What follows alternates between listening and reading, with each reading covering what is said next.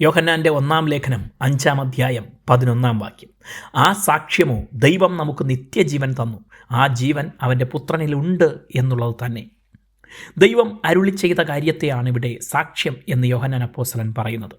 പഴയ നിയമത്തിൽ ദൈവം നൽകിയ കൽപ്പനകളെ സാക്ഷ്യം എന്ന് പറഞ്ഞിരിക്കുന്നതും ആ കൽപ്പനകൾ വച്ചിരുന്ന പെട്ടകത്തെ സാക്ഷ്യപെട്ടകമെന്ന് വിളിച്ചിരിക്കുന്നതും കാണാം.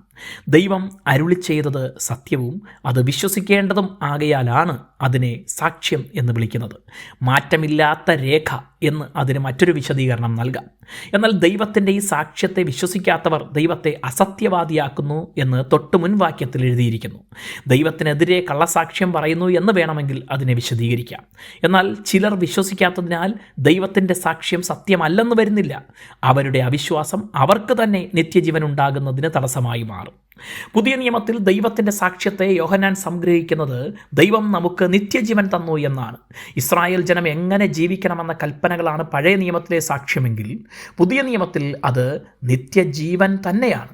പഴയ നിയമത്തിൽ 10 കൽപ്പനകളും മറ്റനേക കൽപ്പനകളും ജീവിക്കാനായി നൽകിയെങ്കിൽ പുതിയ നിയമത്തിൽ തൻ്റെ പുത്രനിൽ നിത്യജീവനുള്ളതിനാൽ പുത്രനെ നൽകിയപ്പോൾ നിത്യജീവനെയാണ് നൽകുന്നത്.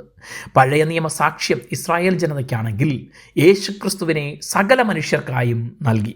ദൈവം സകല മനുഷ്യരെയും സ്നേഹിക്കുന്നു എന്നതിൻ്റെ വ്യക്തമായ തെളിവാണ് സകലർക്കായും സ്വപുത്രനെ നൽകിയത്. യേശുവിനെ ദൈവം നൽകി എന്ന് വിശ്വസിക്കാത്തവർ നിത്യജീവൻ കാണുകയില്ല. യേശുവിലൂടെ അല്ലാതെ ആരും പിതാവിലേക്ക് എത്തുന്നില്ല. യേശുവിലല്ലാതെ നിത്യജീവൻ കാണാനാവുകയുമില്ല. ആകയാൽ നിത്യജീവൻ ആഗ്രഹിക്കുന്ന വ്യക്തി യേശുവിനെ അംഗീകരിക്കണം. അങ്ങനെ ദൈവത്തിൻ്റെ സാക്ഷ്യത്തെ അംഗീകരിക്കണം. അവിശ്വസിച്ച് ദൈവത്തെ അസത്യവാദിയാക്കാതെ വിശ്വസിച്ച് ദൈവത്തിൻ്റെ നിത്യജീവൻ സ്വീകരിക്കണം. ദൈവം നിങ്ങളെ അനുഗ്രഹിക്കട്ടെ.